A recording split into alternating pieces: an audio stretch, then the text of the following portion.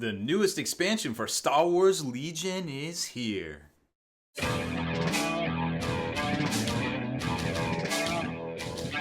Spiking bits.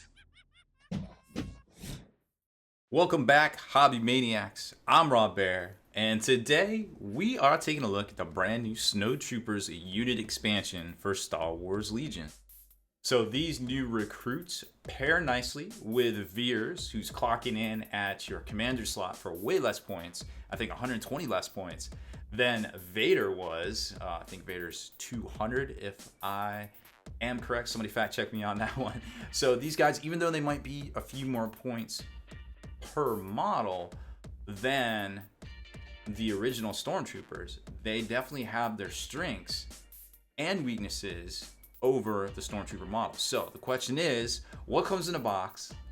What should you take in your Imperial Army? Should you take some Snowtroopers, some Stormtroopers, or all of one particular faction? Well, I guess really it just boils down to what you're trying to do. But either way, we're going to take a look and give you some ideas, some tactical advice, put the new model together, compare it to some of the existing models, and get to hobbying. So here they are, the new Storm Snowtroopers, actual name. Expansion from FFG, $25 box set, again filling out the whole Hoth motif, unless of course they decide to do an E-Web blaster, which would be super dope. Who knows, in the near future we could see heavy support platforms and stuff coming out, but for right now I'm sure they're just trying to kind of fill out the line. So here's what you get inside each expansion box: 7 minis, unit card, your upgrade cards, your tokens, and of course one rule sheet. Now, if you're coming over from a different type of game, you don't quite get 10 models and you don't quite get 5 models. It's kind of like an in-between, and there's a reason for that, which we're about to show you as we jump inside the box here. Now, we're not going to get the fancy schmancy tray that came in the starter box, but that's okay. What I do like about this is that they individually bag each miniature right here, and we'll bust these out for you so you can see there is a reason for that. So you get your bases, you get all your models, of course your rule sheet, and all of your upgrades. Here's all the contents laid out in a more organized fashion. You can see now the reason why they put each one of these in its own baggie is because, unlike the Stormtroopers, whose arms are connected via the weapon and then you can socket them into the shoulder slots, these guys are all separate. So this is kind of the closest we've gotten to, I guess, a multi-part kit besides the character model. Of course, Veers had a very similar fashion, but an independent head. These are morphed into the head because they have that little Snowtrooper snoot mask, we'll call it. Don't know the technical term, but that's close enough. So each one is independent and its own part, apparently, according to this. And putting them together is a snap, as long as you open them up out of each bag and don't mix the bags right there.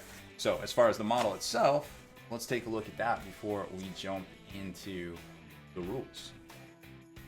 Now, you really got to applaud FFG for making these models as simple to put together as possible to get as many people into the game as they could, which is probably good business advice in and of itself. However, the models themselves are just like the original ones that came out. I feel like these are sculpted a little bit better than the Stormtroopers.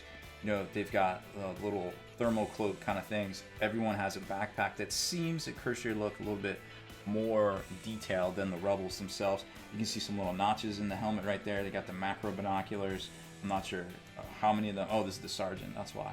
So probably only he has that one. Now, as far as assembly, I always like to dry fit these just to make sure before I start applying a little bit of glue.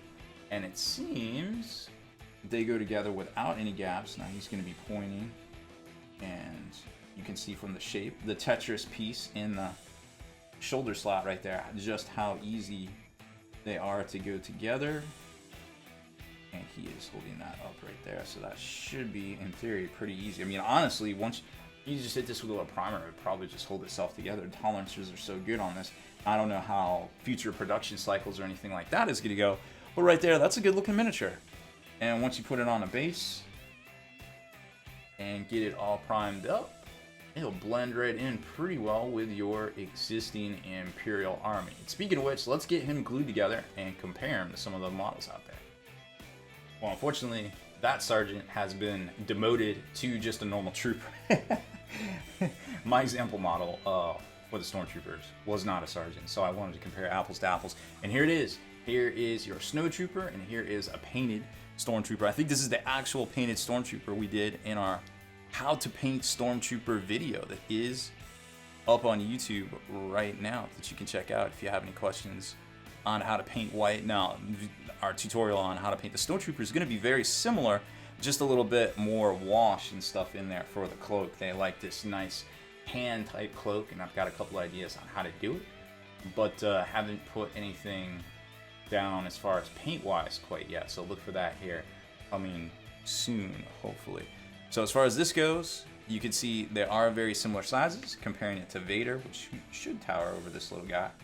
As they storm Echo Base, well, there it is. Vader definitely still towers over the Snowtrooper.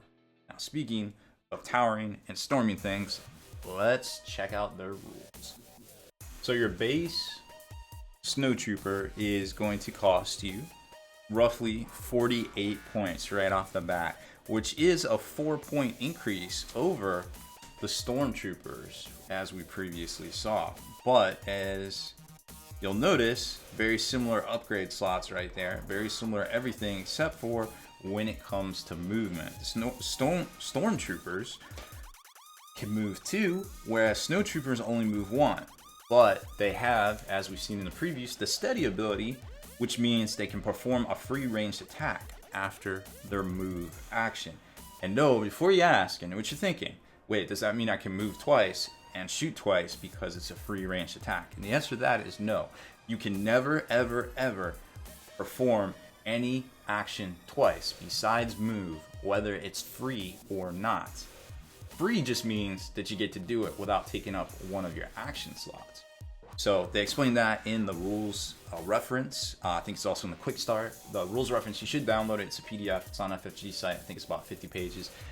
And it's all very interactive. So if you search something that's very close to the query string you're looking for, there's probably a hyperlink to get to exactly what you're looking for if the search was not helpful in the first place. So I applaud FFG again on their awesome rules resources, and of course their game aids, having all this stuff to lay out and have on your tabletop. Now, as far as upgrades go, like I said, very similar to what we've seen in the past from the Stormtroopers, which actually they share a couple of different cards. Unlike the Stormtroopers, they have a ion gun and a flamethrower. They come with grapple hooks and impact grenades, just like we saw with the Stormtrooper upgrades right here. So you can put those aside, but they're more anti-personnel than anti-armor. So the ion is going to have the impact ability. Great ability if you're going up against vehicles with armor. It's going to change one of your hits to a crit. And then ion, of course, is they're going to gain the ion token and hopefully result in a little bit of tactical mischief on your part when it comes time to activate said unit that you just shot. Flame Trooper, very similar to what we saw on the AT-RT. It's going to upgrade you with one Flame Trooper Mini as at the heavy slot here. These are both heavy upgrades, heavy weapon upgrades. Then you got your personnel. That's, you know, hey, you get an extra duder. Cool, thanks. Impact grenades are going to give you that just one impact right off the bat. So they're kind of helpful. It adds it to your pool. However, I feel like maybe putting on Snowtroopers isn't as good of an idea because, or it might be, and we'll talk about some strategery here in a second. And then grapple hooks allows you to get to expert climber ability and, you know, not maybe potentially suffer any damage for 3 points. Flame Trooper, again, it's going to have blast, so you're not going to get any cover tokens, any dodge or anything like that, or anything from being actually behind a barricade or in light cover or whatever. Cover it all, none of it. Spray. What's cool about this is add this weapon die to the attack pool one time for each mini in the defending unit to which line of sight is not blocked. Now, here's where it kind of comes into play. Like if you have this guy and you have some other dudes, you're going to be scooping up, say you go up against, you know, I don't know, 5 other guys, right? So you're going to scoop up 5 of these dice, 5 of these dice. So it's kind of like a 50-50 spread on good dice versus bad dice, because we all know the white dice don't have as many good results as, say, the black dice, as, say, the red dice, which we don't even have that option here, so we'll just forget about that. Now, if you throw in an impact grenade, it's kind of like you're pumping your odds here. So now you're going an extra 1. It's almost like a +1 here in 40k terms. So that's kind of neat. For 5 points, I feel like it's worth taking. if you're taking something like this. Or on the other hand, say you want to maybe work your odds a little bit better and do it with a Snowtrooper. Even though you don't get many black dice, you get one. And what's better than one black dice? Two black dice. For 5 points, I don't think you can go wrong with it in combination with these, but I'm not so sure taking it by itself is worth it.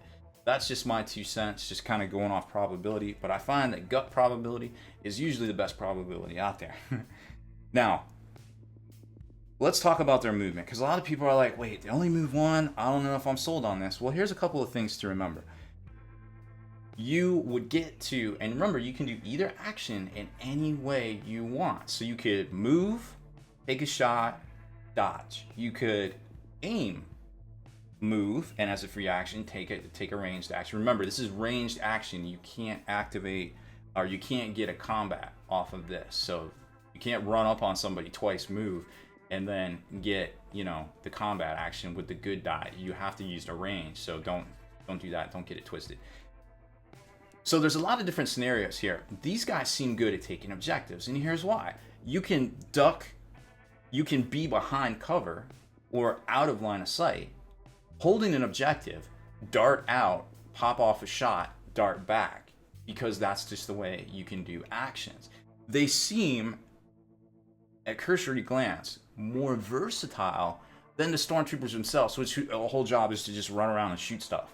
And obviously they benefit from, you know, having an aim token because they're going to get some extra rerolls here and such like that. But at the end of the day, they're just duders. They are vulnerable. You know, they do have the good armor save and all of that, but they shoot inherently the same. Their surge is both on offense, which is cool. They're not really meant to be kind of back holding down things, but you can kind of shoehorn that ability in with the steady ability, like I said, popping out from cover, shooting some stuff, popping back for a line of sight. Now, I don't know how the tables are in your particular meta, but it's definitely something to consider, I feel like.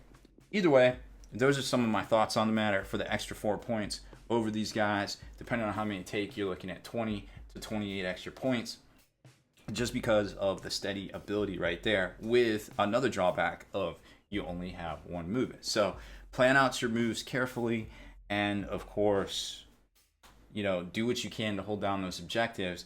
But also too, these are Snowtrooper only, and these are Stormtrooper only. So you can't mix and match some of these cards right here. So you can't throw the flamethrower and such over on the Stormtrooper pack. So also keep that in mind. Just another thing. 2 cents real quick before you get out of here. So that is about it for this one. Not a whole lot to say about these guys, but again, remember, in an 800 point game, you get to take 6 cores, up to 6 core choices. So, and extra tactical flexibility. This is a core and this is a core. So if you flip that core token for activation, perhaps one of these would be more advantageous to activate than the other one. So maybe there's something to be said for having a mix of these units in your army. If you like these kind of videos on the new Star Wars Legion game, make sure to work out those hobby muscles, hit that subscribe button, and turn on notifications so you can be the very first to like and comment on these videos. Deleted scenes, bonus content, and all the interviews and post-game wrap-up videos can be located in the Hall of Veterans on thelongwar.net. Visit thelongwar.net today and try a week completely free with no strings attached. That's not all. Thelongwar.net is also your hobby resource for exclusive early access with an ad-free experience to all your favorite videos. Members of the Hall of Veterans gain early exclusive access to multiple hobby videos.